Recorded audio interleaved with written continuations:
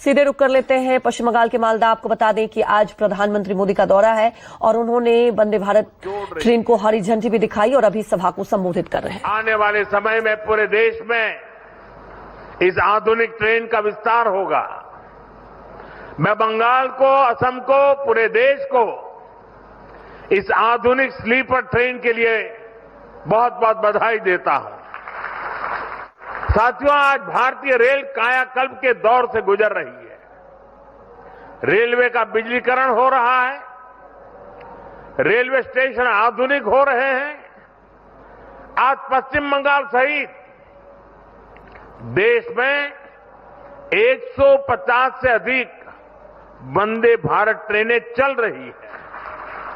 इसके साथ साथ आधुनिक और तेज गति की ट्रेनों का पूरा नेटवर्क बन रहा है और इसका बहुत बड़ा फायदा बंगाल के गरीब और मिडिल क्लास परिवारों को हो रहा है।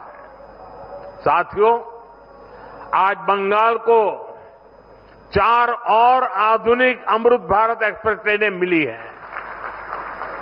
New Jalpaiguri Nagercoil Amrit Bharat express, new Jalpaiguri से तिरुचिरापल्ली अमृत भारत एक्सप्रेस, अलीपुर द्वार बेंगलुरु अमृत भारत एक्सप्रेस, अलीपुर द्वार मुंबई अमृत भारत एक्सप्रेस। इससे बंगाल और खास तौर पर उत्तर बंगाल की दक्षिण और पश्चिम भारत से कनेक्टिविटी और सशक्त होगी।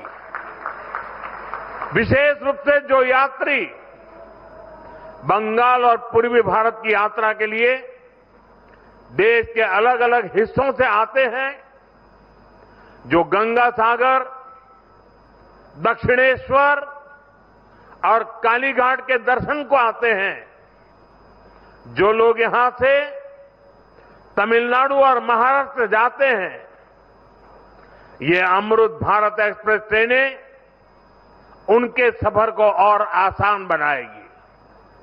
साथियों, आज भारतीय रेल आधुनिक होने के साथ साथ आत्मनिर्भर भी हो रही है।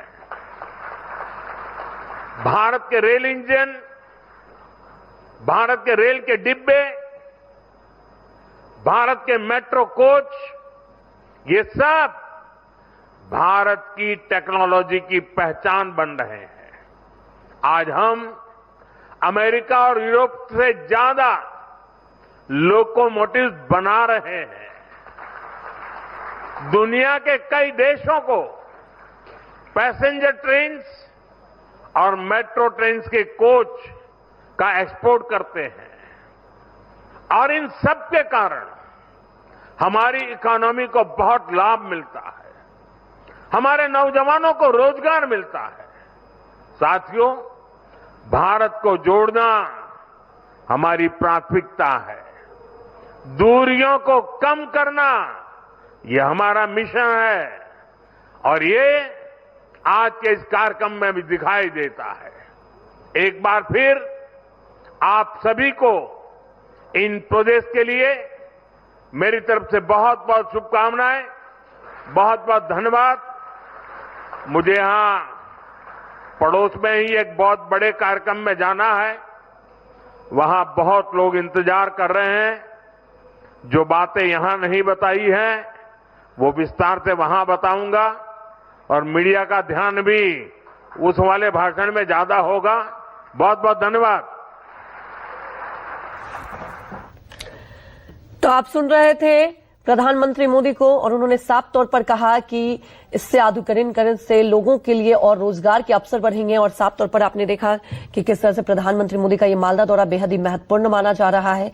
और इसके बाद आपको बता दें कि दूसरी सभा को भी संबोधित करेंगे प्रधानमंत्री मोदी।